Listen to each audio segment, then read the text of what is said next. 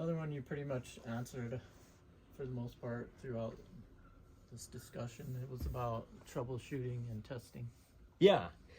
So troubleshooting and testing whether or not a component's failing or whether or not it needs to be replaced. I mean, I guess that was kind of an open-ended question. Oh, but sure. Just what are the methods in general, for testing? Like, some pieces you gotta put your lips on. Yeah. It just is what it is.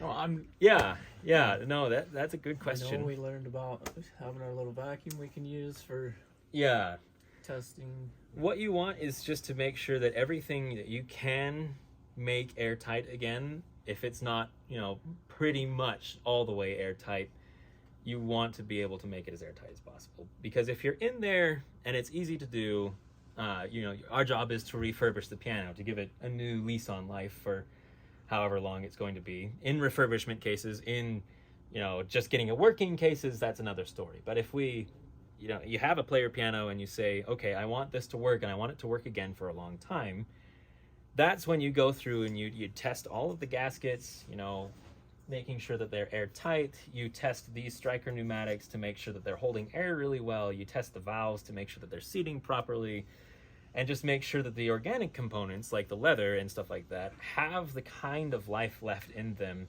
that you'll be able to say, this is going to last at least another 20 years, ideally 60 in best case scenarios for leather degradation and rubber cloth degradation for that matter. So really, when it comes down to testing, if you're doing a full rebuild on the piano, really go through the components. If you're doing a piano where you just got to get this thing, they want it spruced up, they want it running again, go through and just tighten joints, because oftentimes through the years, screws will just back themselves out. And so what you do is you go in and you just tighten gaskets back down. You find all the screws you can, just tighten those back down. If there's rubber cloth that's leaking, obviously it's cracked, replace that. If there's leather that's petrified because something has been spilled on it, because if leather gaskets get water spilled on them, it'll wick the water in and petrify the leather. Yeah. And then that's no longer a sealing component, because as the other good portions of the leather are expanding and contracting with thermal cycling and with humidity variations, that petrified leather won't, and that will create a leak point and a weak point in the system. So that's really, you kind of go through and you use your best judgment. You think to yourself, okay, is this going to last? Is this not going to last? How long is it going to last? And how long do we need it to get it to last?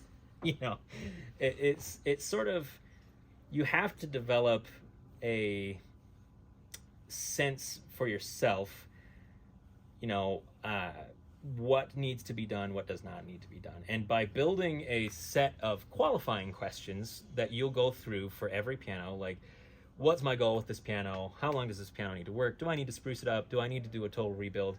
Having all of those questions ready to go and running each of those components that you have this question about, you'll get the answer if you have that set of questions designed and in mind.